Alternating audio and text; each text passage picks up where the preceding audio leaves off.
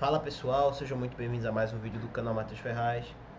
Já sabem, curtam, comentem, compartilhem, se inscrevam e ativem o sininho para não perder mais nenhum vídeo.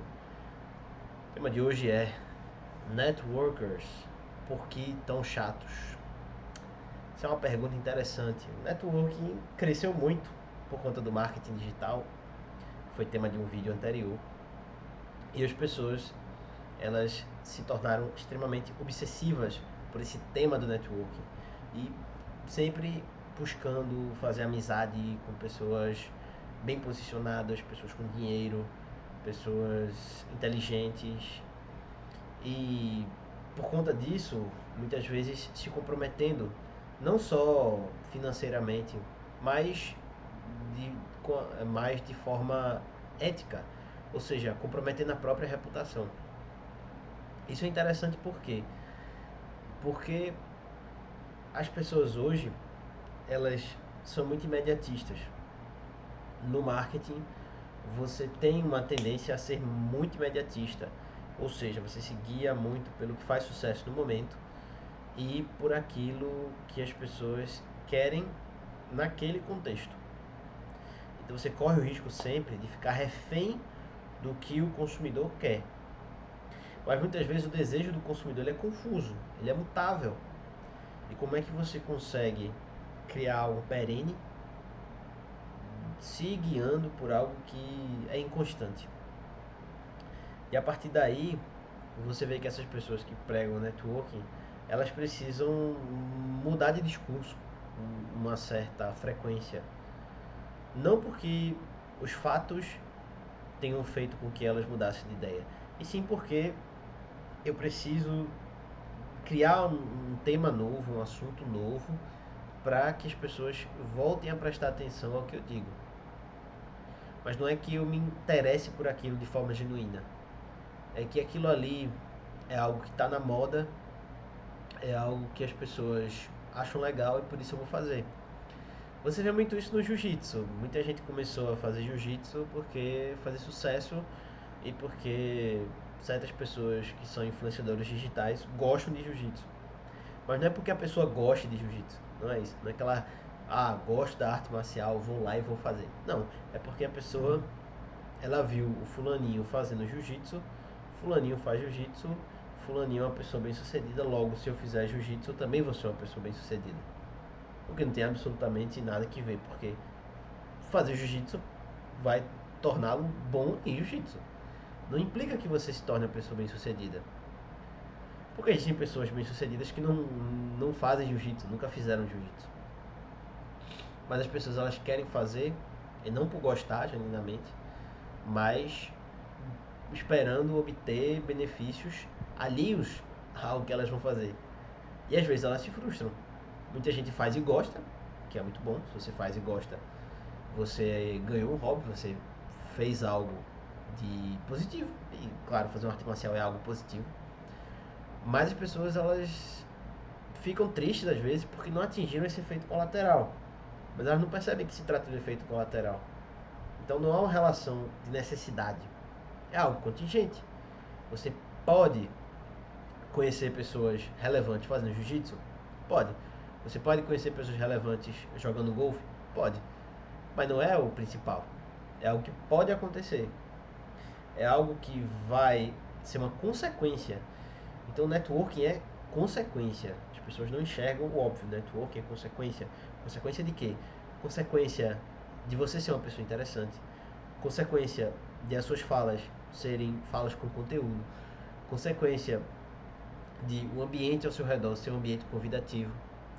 Consequência do esforço que você emprega em melhorar enquanto pessoa.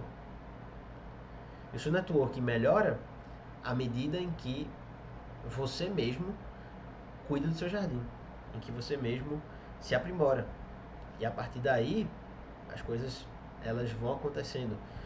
Você vai mudando o seu círculo de amigos, você vai mudando até o algoritmo da sua rede social, você vai mudando os conteúdos que você consome.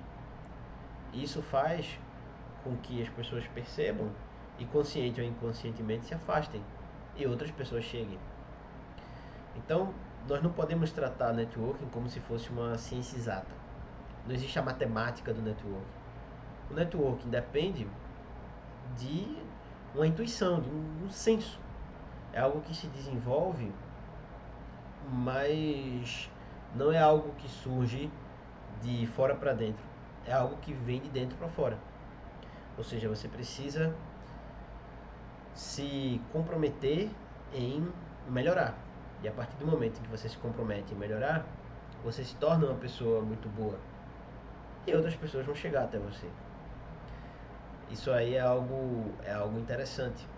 É o mesmo. Eu não sou uma pessoa de fazer networking, pelo contrário. Eu sou o cara que às vezes menos fala em rede social. Minha conversa é quase telegráfica com as pessoas. Eu raramente me alongo muito nos assuntos. E as pessoas que se tornaram minhas amigas foi porque eu exponho o que eu gosto. Eu exponho as minhas opiniões, os meus gostos. E as pessoas que se identificam querem se aproximar. Isso funciona muito mais do que eu ir lá no fulano e abordá-lo de uma forma interesseira. Porque o fulano, ele sente o cheiro da pessoa aproveitadora. As pessoas, elas se afastam, elas colocam barreiras. Quando elas veem que fulano é interesseiro, que fulano quer tirar vantagem de mim, eu me afasto.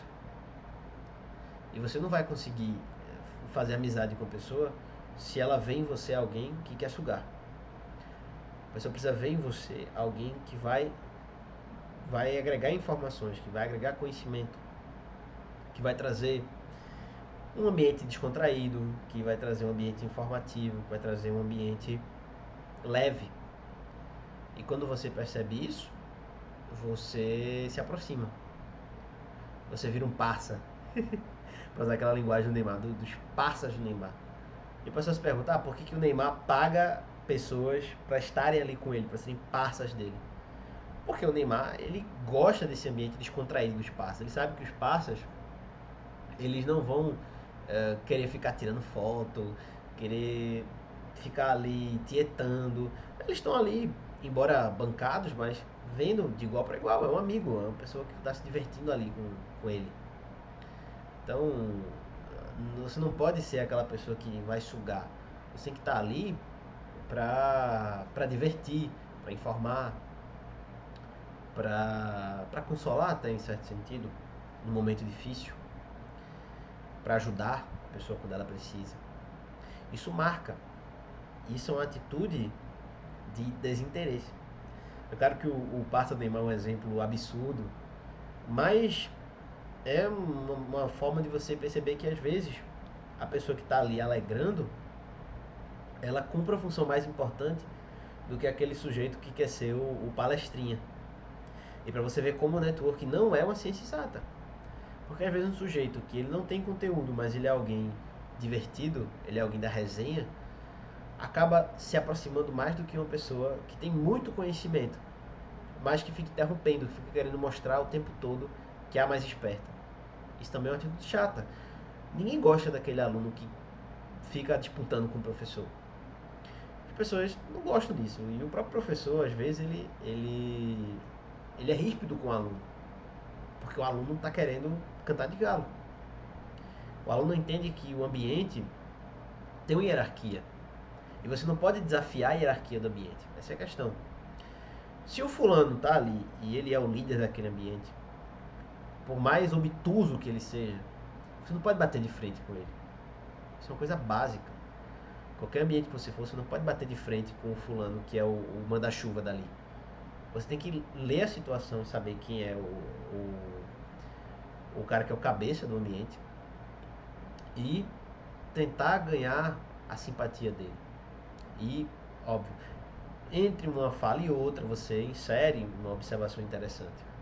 Mas não pode ser algo forçado. Não pode ser um script. Você precisa tornar a situação natural. Isso é difícil. É difícil. Para quem não tem conteúdo. Isso é verdade. Se você não tem conteúdo, você sempre vai parecer forçado. Você tem que ter repertório. E às vezes até falar de futebol. Sei lá, eu particularmente não sou um cara de acompanhar muito futebol. Mas ultimamente eu tenho acompanhado mais futebol. Menos porque eu gosto de futebol, e mais porque as pessoas elas gostam de pessoas que falam de futebol, no momento certo. Você coloca ali uma referência do Messi, do Cristiano Ronaldo, às vezes uma pessoa que ignoraria você num contexto ordinário, quando ela ouve uma referência a um momento específico do futebol, a narração, a um gol, a um episódio da Copa do Mundo, da Liga dos Campeões, a pessoa, ela dá o estalo e olha pra você com outros olhos. Parece bobagem, mas, cara, eu faço muito isso. Eu faço muito isso. Eu não sou um entusiasta de futebol e de videogame, mas eu consumo conteúdo disso. Pra quê? Pra ter assunto com as pessoas. Parece bobagem, mas eu vejo muito YouTube pra isso. Eu faço uso alternativo do YouTube pra ter assunto com as pessoas. E eu acho que isso é uma dica que você precisa colocar no seu dia a dia. Porque você tem que ter um assunto para fazer a ligação. Mesmo o professor. Se o professor ele não tem o mínimo de vínculo com a realidade do aluno, como é que ele vai puxar o aluno para a matéria que ele quer ensinar? Ele precisa de algo. Não estou dizendo que o professor vai transformar Machado de Assis em funk ou vai dizer para o cara ler Paulo Coelho. Não. Mas ele precisa de um vínculo, de alguma coisa, de um meme, de uma mensagem, de um episódio cômico, de uma história. Ele tem que ter algo, um artifício, uma isca para puxar a pessoa para o conteúdo pesado, o conteúdo denso.